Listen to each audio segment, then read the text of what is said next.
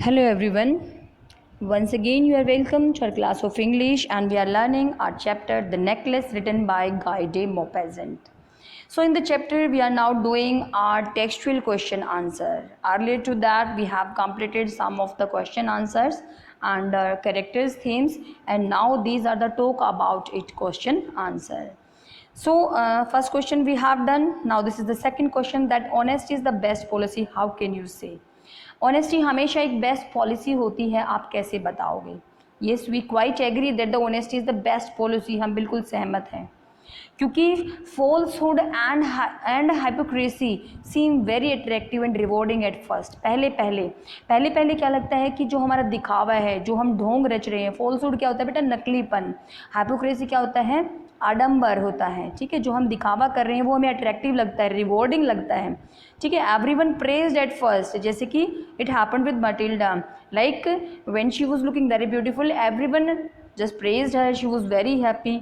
ठीक है, everything which is false and hypocrite looks very attractive at a first, but the path they treat on to lead to nothing but the misery. लेकिन वो रास्ता जो ये बना देते हैं, ठीक है, जिस रास्ते पे वो चल पड़ते हैं, वो कुछ नहीं लाता, सिर्फ क्या लाता है? मिजरी, दुख लाता है, एविल, बुराइयाँ लाता है, अटर ग्लूम, और बहुत ज़्यादा उदासी लेके आता है. ठीक है, like for example, Matilda Loisel always suffered a lot. She makes her life very misery, and she also make it very evil and always remain gloomness. Why? Because she also believed in falsehood and hypocrisy. That's why she suffered a lot. तो हमें ये बताना है बेटा कि honesty is the best policy. Although we can say that falsehood and hypocrisy always seems very attractive and rewarding at first, but later on, for the long results, they always prove misery, evil and utter gloom bring into one's life. But on the other hand, we are talking about honesty. It seems very difficult choice at first. ठीक है, in our life it seems very difficult choice, because everyone wants to material, everyone wants to have the money, everyone has the attitude of materialism in this world. ठीक है, हर कोई पैसे कमाना चाहता है इस दुनिया में, लेकिन however it is the only choice for a life of contentment. अगर आपको सुख शांति चाहिए होती है तो सबसे बढ़िया तरीका है be truthful and honest to yourself. ठीक है, अगर हमें ज़िंदगी में कंटेंटमेंट चाहिए, पीस चाहिए, हमें एवरलास्टिंग एंजॉय चाहिए, तो what we should do? We should always be honest and truthful to ourselves. ठीक है, if we want to lead our life in a very comfortable way, then be honest, like the wood cutter, like the story of that wood cutter. Ultimately, at the end, he got all the 3 axes and was very happy to have all these things and remain contented throughout his life. ठीक है, अगर वो क्या करता, एक भी कुल्हाड़ा ले लेता तो सारे गायब हो जाने थे, उसका भी नहीं मिलना था और भी नहीं मिलना था, तो वो दुख मिलता उसको. ठीक है, शुरू में तो सब कुछ हमें अल्यूरमेंट लगा, अट्रैक्टिव लगा कि हाँ सोने का कुल्हाड़ा है वो ले ले, ठीक लगेगा, चांदी का है वो ले लेता, लेकिन बेटा जब वो अपनी ऑनेस्टी नहीं दिखाता तो उसको बहुत ज़्यादा सफ़र करना पड़ता. यही बात बोलने की कोशिश कर रहे हैं कि शुरू में सब कुछ हमें रिवॉर्डिंग लगता है, ठीक है, बट लास्ट में वो जो रास्ता वो जो लेके जाता है हमें, वो कहाँ पे लेके जाता है? सिर्फ दुख, एविल्स पे और अटर ग्लूम पे लेके जाता है. ठीक है, लेकिन ऑनेस्टी का रास्ता क्या करता है हमारे लिए? It seems very difficult at first, but in a long race of life it proves very contented, peaceful and everlasting joy it bring to our life. Okay, next question is, we should be content with what life gives us. जो ज़िंदगी ने हमें दिया है हमें उसे संतुष्ट रहना चाहिए. ठीक है, पहली सिचुएशन क्या थी? हमें एक्सेप्ट कर लेना चाहिए whatever be the wrong has done to अस.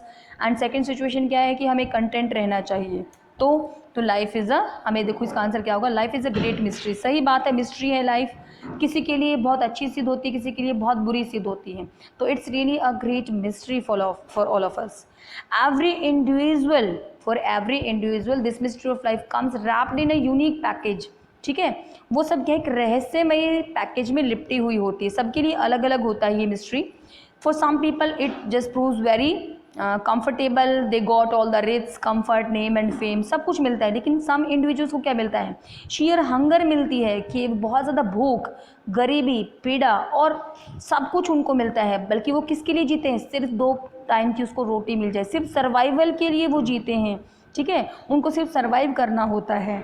तो हर किसी को, जिसको जैसी ज़िंदगी मिली है बेटा, everyone has to accept and they have to do very hard work to improve the situation, but in a very fair way, ठीक है।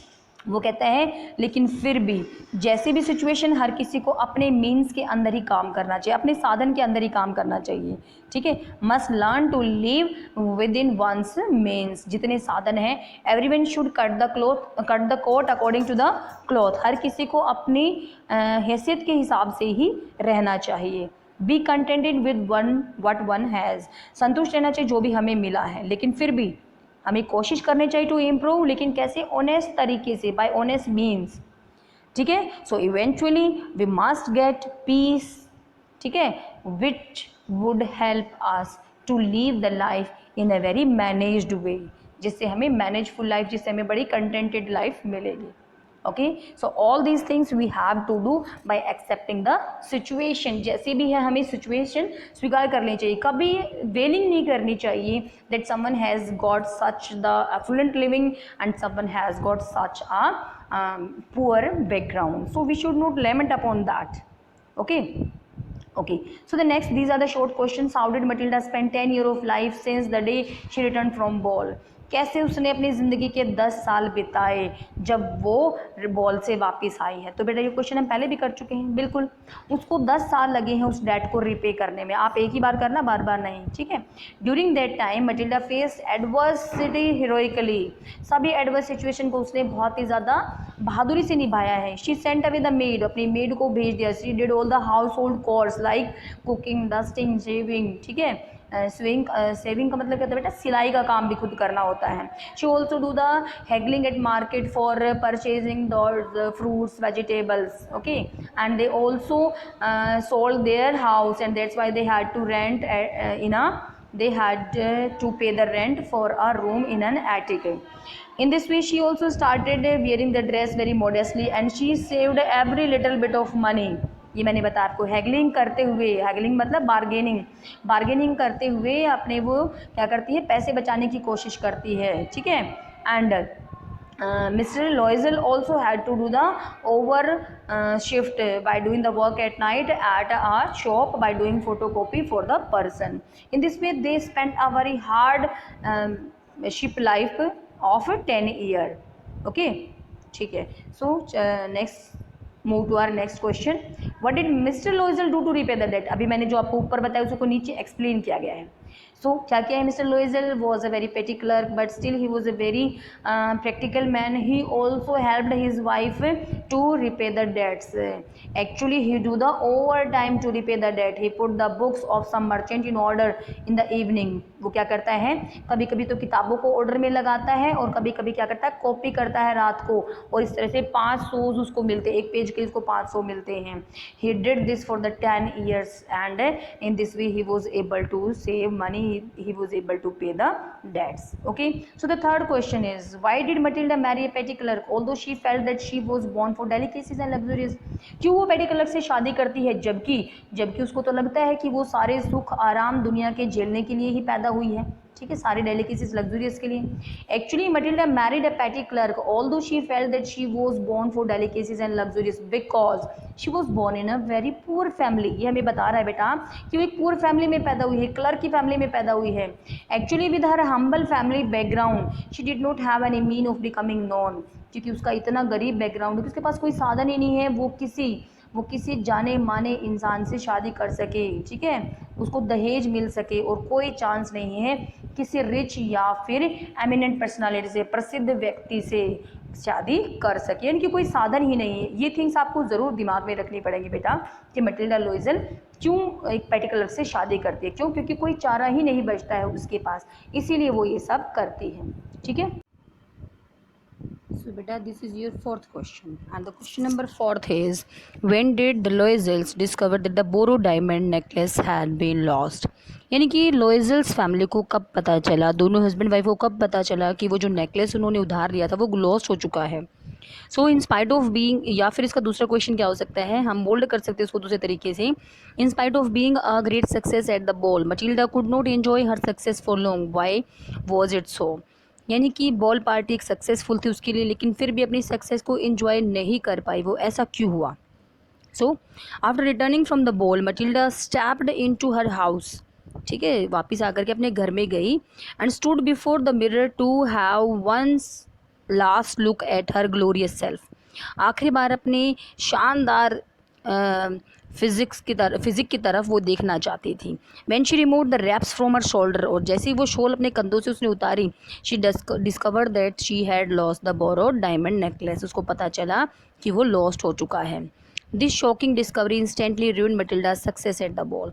ये शॉकिंग डिस्कवरी जब उसको एकदम से पता चला कि नेकलेस उसके गले में नहीं है, इससे क्या हुआ, उसकी जो सक्सेस थी, जो बॉल पार्टी इतनी अच्छी थी, वो सब बातें भी उसके दिमाग से उतर गई, वो सब बर्बाद हो गया, जितनी सक्सेस थी वो सारी.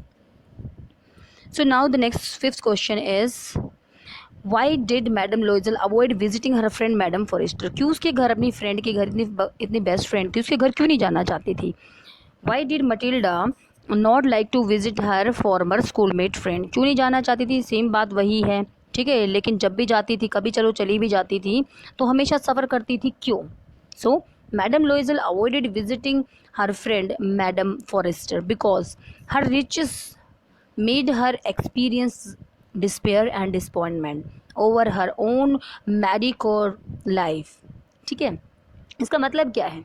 इसका मतलब है बेटा कि वो हमेशा बचती थी, क्योंकि उसकी धन दौलत, यहाँ पे रिच का मतलब क्या होगा, उसकी धन दौलत होती है, ठीक है, क्योंकि उसकी धन दौलत, रिचेस का मतलब यहाँ पे धन दौलत है, वो उसके एक्सपीरियंस को, उसके अनुभव को, वो किस में बदल जाता था? डिस्पेयर में बदल जाता था, डिसअपॉइंटमेंट में बदल जाता था, ठीक है, over her own मेडिक्रे life.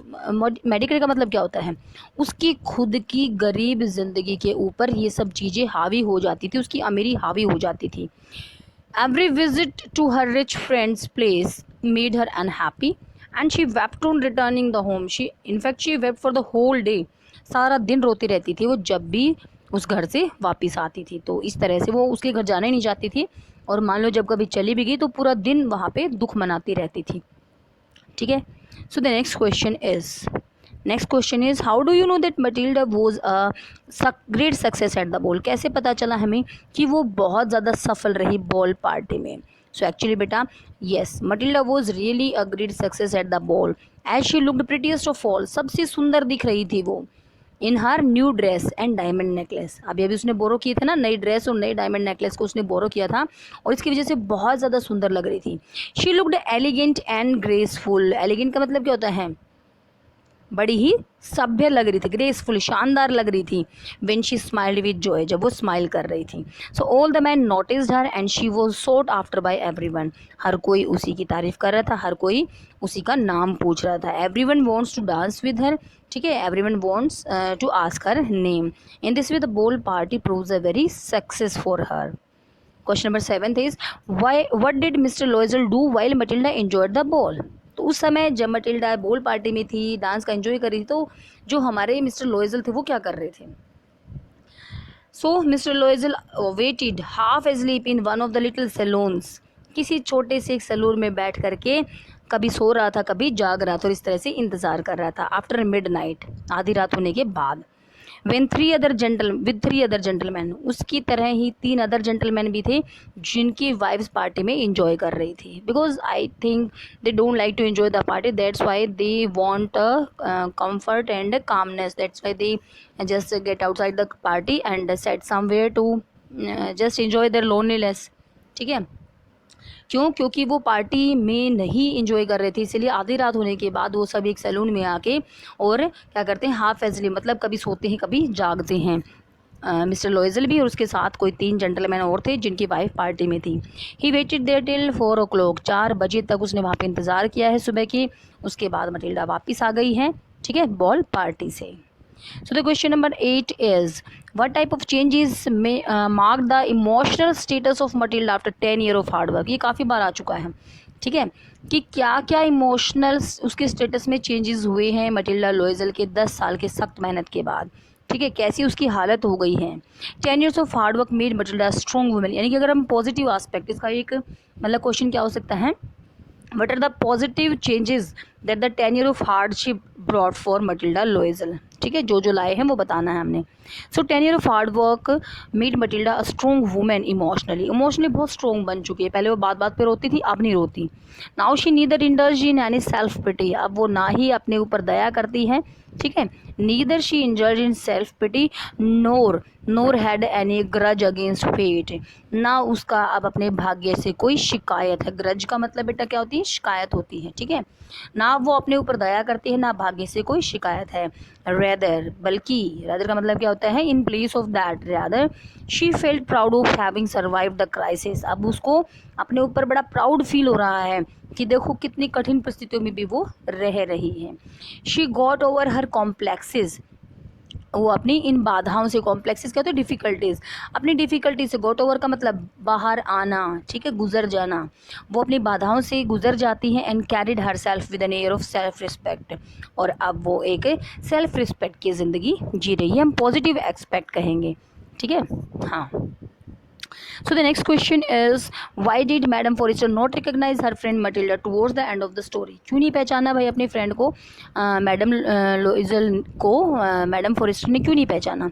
So the answer is excessive and endless drudgery of 10 years. drudgery का मतलब क्या होता है, household works, ठीक है, थका देने वाले जो घर के काम होते हैं उनको हम बोलते हैं। Excessive and endless drudgery of 10 years had robbed Matilda of all her charm, उसकी जितनी भी चार्म थी, जितनी भी ब्यूटी थी, जितनी भी उसकी सोफिस्टिकेशन थी, सोफिस्टिकेशन मतलब कोमलता, वो बात बात पे अपने आप को हर चीज़ से बचाना चाहती थी, काम से बचना चाहती थी, तो वो सारी चीज़ें उसकी ख़त्म हो चुकी थी।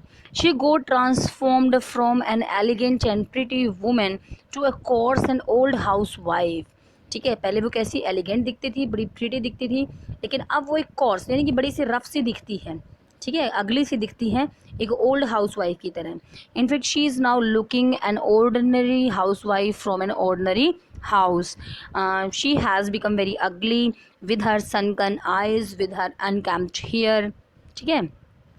दिस रेडिकल चेंजेस, ये जो चेंज अपीयर हो रहे थे उसके फेस पे, वो सो प्रोनाउंस्ड, प्रोनाउंस का मतलब बेटा यहाँ पे गहरे, इतने गहरे थे that Jenny Forrester, this is the full name, Jenny Forrester could not recognize her friend Matilda Loisel. Okay, this is the name, याद रखना है बेटा, for the first time we are reading the name Jenny Forrester, madam Jenny Forrester, इसलिए उसकी friend jenny forester ने उसको पहचाना नहीं, किसकी, मटिल्डा लोइजल को नहीं पहचाना।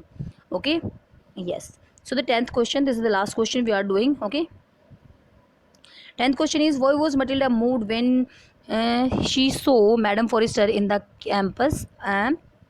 campus lycees, ठीक है, कैंपस लाइसिस में वो जब वो देखते अपनी फ्रेंड को, मैडम फॉरेस्टर को, तो वो क्यों ज़्यादा दुखी हो जाती हैं।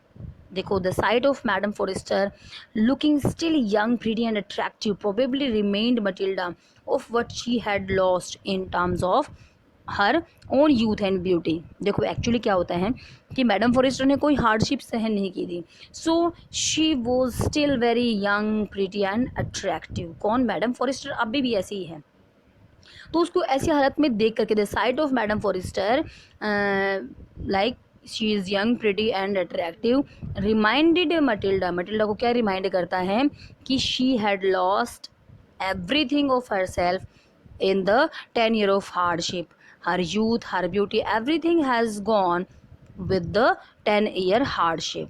This affected her as she had once dreamt of a similar life for herself. इस बात से बहुत ज़्यादा मूड हो गई, बहुत ज़्यादा प्रभावित, बहुत ज़्यादा दुखी हो गई। क्यों? क्योंकि उसने अपनी ऐसी ही ज़िंदगी की तमन्ना, ऐसी ही ज़िंदगी की कामना कब की थी, जब वो नेकलेस से लेने से पहले की बात है, ठीक है, वो ऐसी ज़िंदगी के सपने लेती थी, लेकिन हुआ बिल्कुल उसके साथ उल्टा। ओके, ठीक है, सो we have completed 10 question. Next some more questions we'll learn in our next video. Till then, thank you very much.